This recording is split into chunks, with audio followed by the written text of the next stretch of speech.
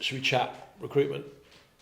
Should we chat that circle kind of closing? It was definitely a couple of months ago where I posted about us having a number of key roles within the organisation to fill that we had to fill. So within Cove Group, we had a people and culture lead role to fill.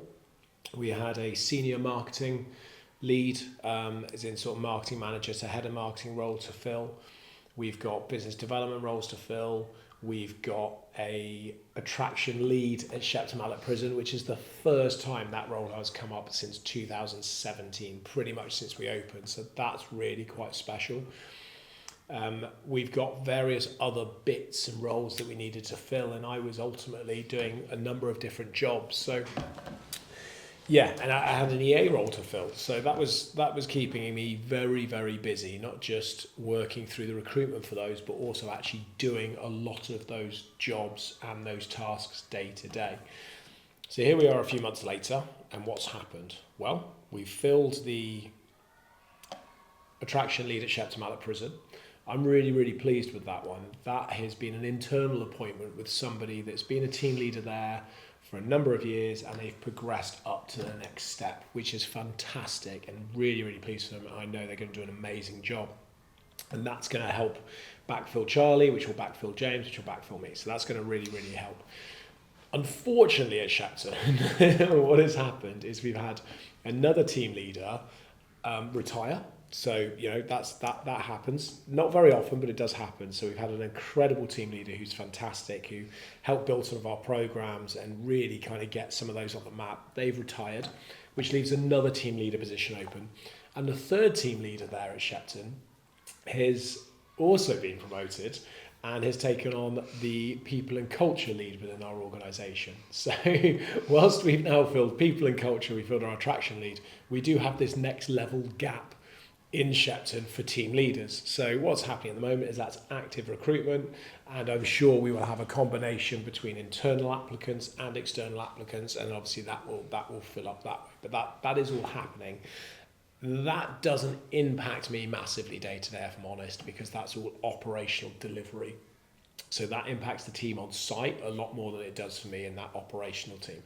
So really pleased those roles are filled. We've brought on a new person for marketing. So we brought on our top tier of marketing. So she started a couple of weeks ago, has hit the ground running, already doing some brilliant things within the team. Jordan loves her, thinks she's brilliant. He's nodding. He is confirming. He's staying quiet, but he is nodding and confirming. No, so she's brilliant. So that's happening, and obviously there's a transition to learn about all of our organisation, everything we do and stuff. So that has meant that I have now turned marketing off from my side. So I don't see the emails. I don't see what's going on. I would have to go and ask the question to get the information rather than it coming past my desk. So that's fantastic. We are doing some work around finance, so we've obviously got our in-house finance team, but we are expanding how we utilise the partners externally in terms of we get further support from like a CFO level in a financial capacity through our accountants and through the bookkeeping mechanism. So that's all happening. And we have, what else have we recruited?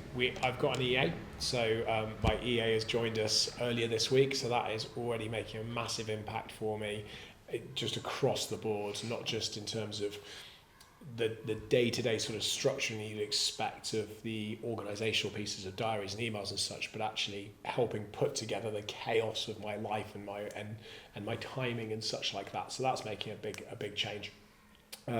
We've put in somebody at Peterhead, so Peterhead acquisition's gone through, so we now have that internally, we own that, so we've put in a estates lead at Peterhead who's now just full-time there on buildings, maintenance, repairs, development, that sort of stuff. So that's really started to grow, and we are now in the process of business development growth as well, bringing people into the business development team to actively go out and hunt.